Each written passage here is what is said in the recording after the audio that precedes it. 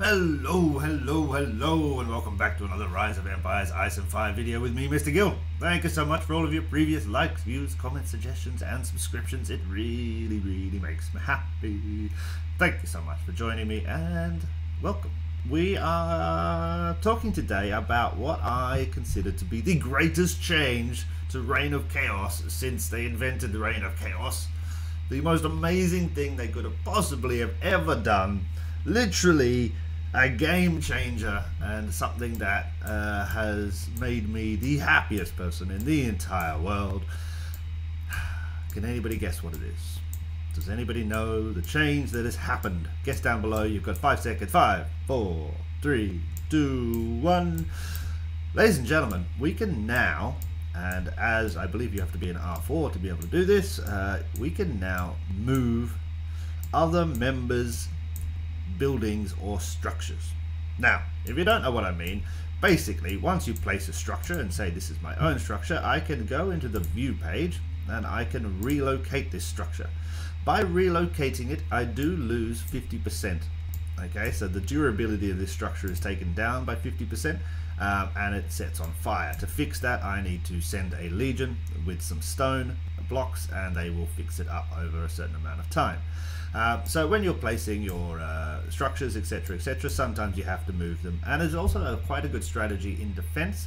If you have enemies coming closer and closer, say on this side of the map, we can zoom out a little bit actually.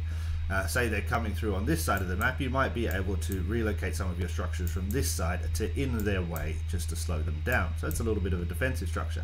However, previously we could never move anybody else's. That has now changed, and I do not know if this changed in season 4. I'm damn sure it didn't, but I don't know when it changed, but it has changed, and it is possibly the greatest thing ever. Now you can see that we've got a layout here, and luckily for me, I have some absolutely amazing members in our alliance, and they have taken care of organizing this layout, and it is looking sexy, and I am happy with it. And I'm so happy that I didn't need to be the one in chat giving everybody the coordinates for this. However, some people have then come on later, other members, and not kind of listened, and they have just placed their structures anywhere they like, which was annoying. And what would usually have to happen is that we would then have to sit there and chat and hassle them and mail them and say it's in the wrong place, you have to move it, you have to move it. Now what we can do is very quickly click this one, click view, and we can relocate this guy. Now by relocating, it will cost me stone.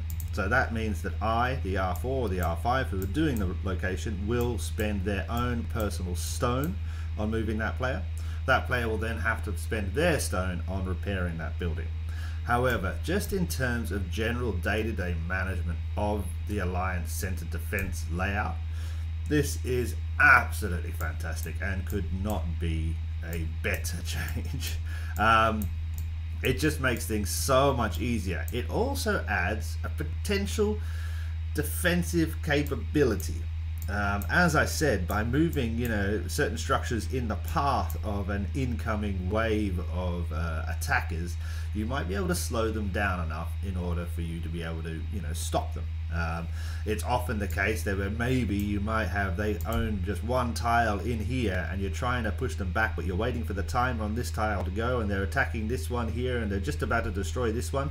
And if you're then able to move in some structures from the other side of the base that is not being attacked and place them in the way, you are potentially slowing them down enough that you can take back that tile and kick them out of your alliance center.